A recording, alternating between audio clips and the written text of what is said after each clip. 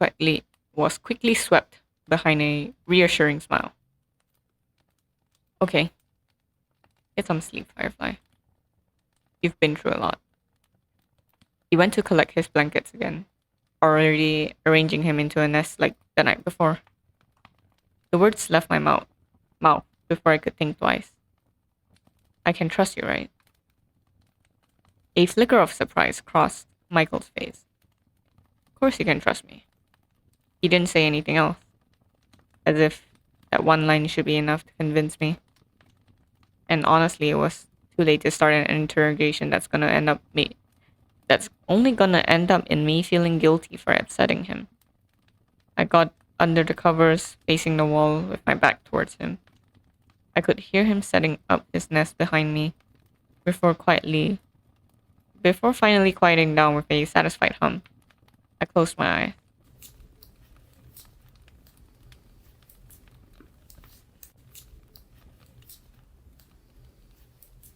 The last thing I heard was the gentle crackling of the fireplace, accompanied by Michael's knitting needles clicking away in the dark.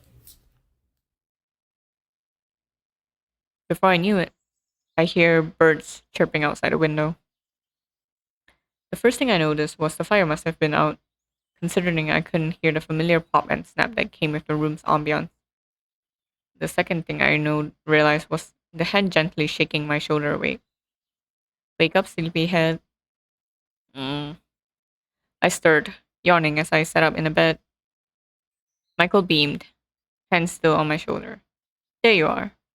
Had a good sleep? I mumbled incoherently. His smile widened into a grin as I blinked myself out of my woozy state.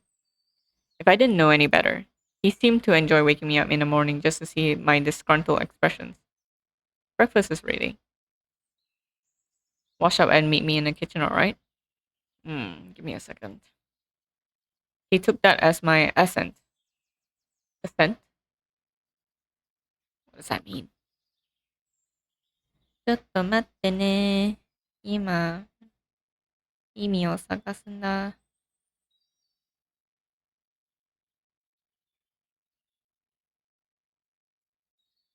意味を探すより、あの呼び方 ?assent. Assent. Assent. Yeah. Assent. Assent. Assent. Oh my god. How many words there in the English language?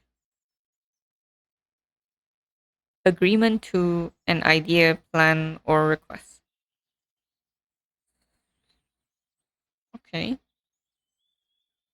So basically, uh, he took that as me agreeing. Mm.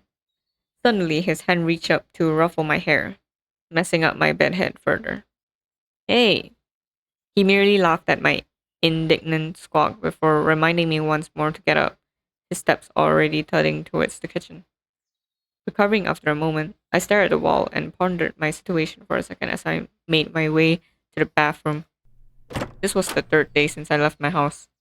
I'm missing work, missing my cat, and missing my sense of direction. I gotta get back to my life. Today. Quietly reminding myself of my goal, I padded to the bathroom, freshened up, and joined him in the kitchen.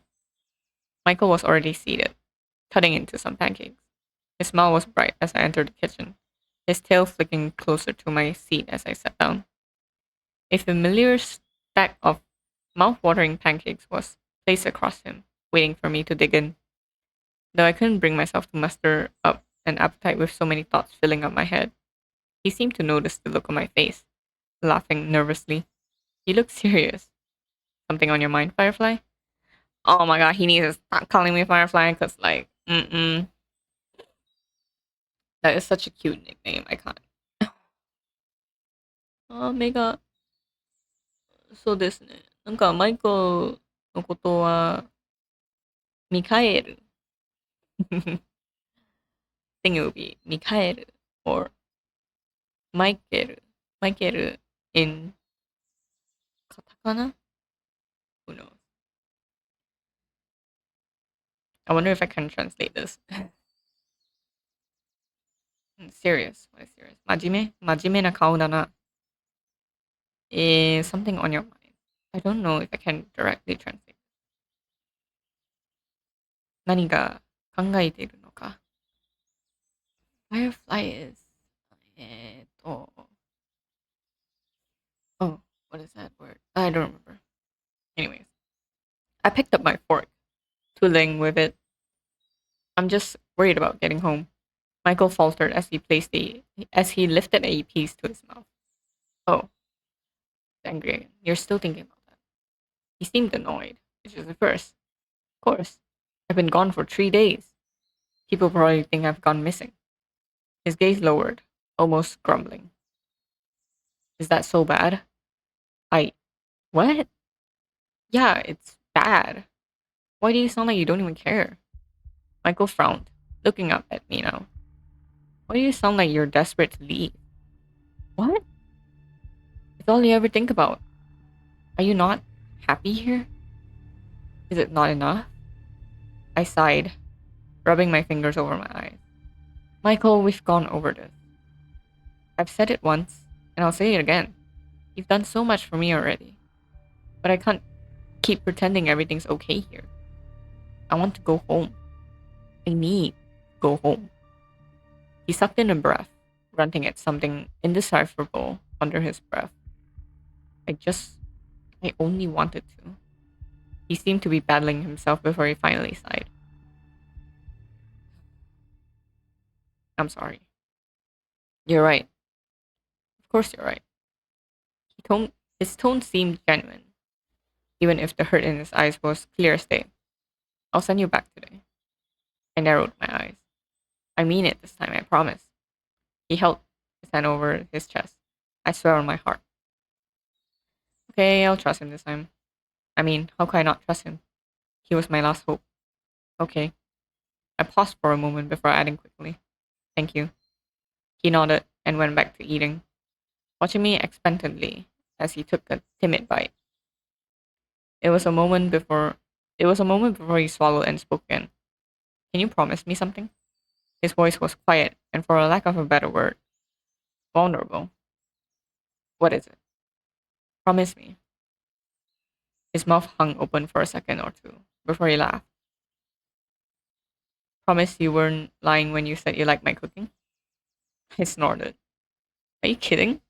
Do I look like the kind of person to lie? I'm offended, Michael. He laughed again, light and airy.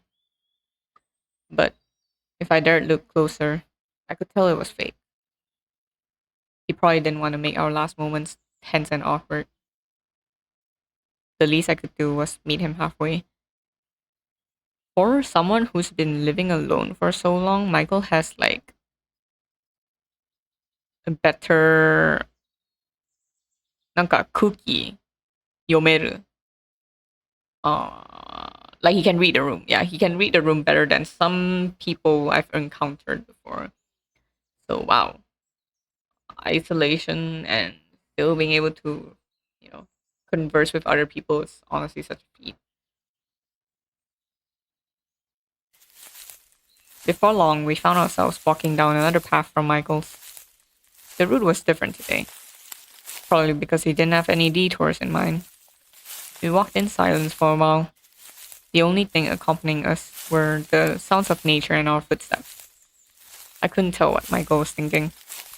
I knew he wasn't a talkative type unless spoken to, but right now he seemed eerily quiet.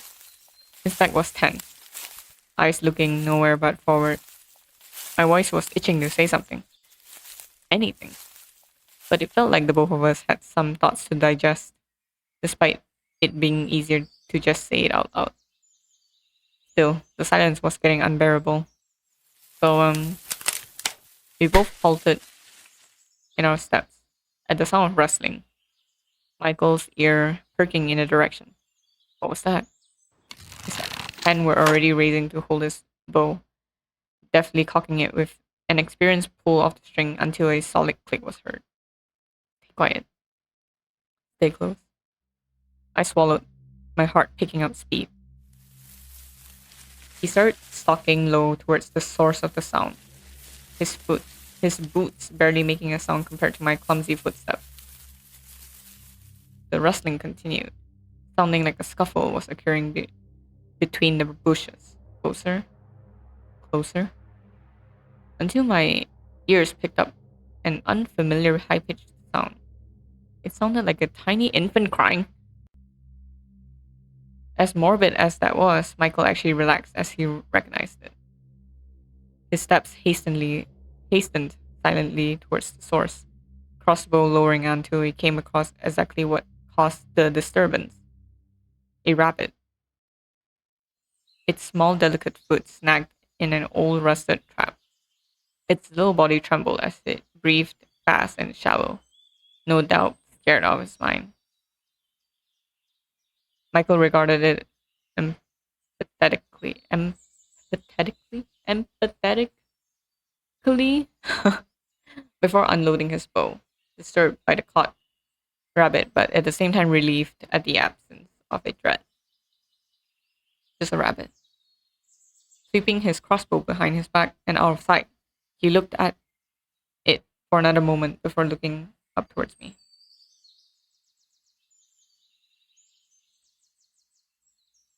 Let's keep going then. He's just gonna leave the rabbit there.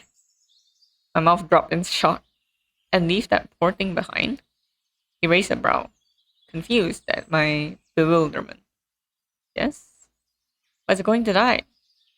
His face twisted in confusion. That's generally what happens to prey animals, yes? He was so nonchalant about it, I had to keep my emotions in check. We can't do that. Look at it.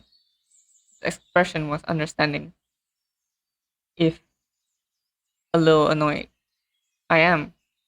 Someone left a trap, a rabbit gets caught in it. That's how it works. What do you want me to do? Set it free? Obviously. He was frowning now. I can't. If someone is nearby, they'll be suspicious how their catch got free. Does it matter? Animals escape traps all the time. The poor thing is suffering. Yin, I know you're smarter than this. If it doesn't die today, it'll die tomorrow. To a trap, to a fox, to a hunter. It probably won't even survive with its injured foot if we set it free. You're prolonging the inevitable. Can't you put it out of its misery then? He hesitated. Do you really want me to do that? No. But even then, we don't know if anyone's coming back for it. Thing looks so old. He sighed impatiently, looking stubborn in his decision. That's the point of a trap. It's to keep things right where they are until you come back. The way he said it just rubbed me the wrong way. He's being realistic. In a way, his logic made sense. But still, I could hardly believe how needlessly callous. Another word.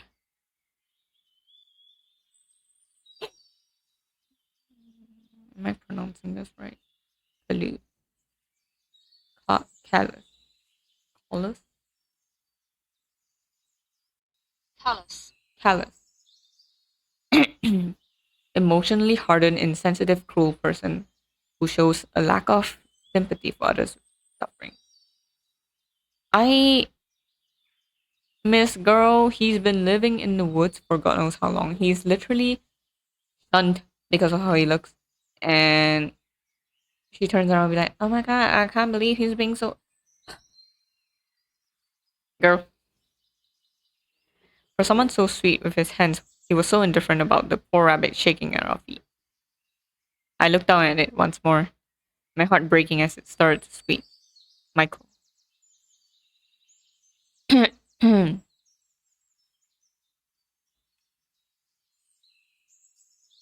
Who was I to say what was right and what was wrong? Maybe he had a point. Yes, he does. It was a small rabbit in the grand scheme of things. We should just let it be. Michael back led us back to where we came. The struggling, squeaking noises of the rabbit eventually drowned out by the sounds of forest around us. Left alone to its fate. Guilt spread through my chest like an icky mold.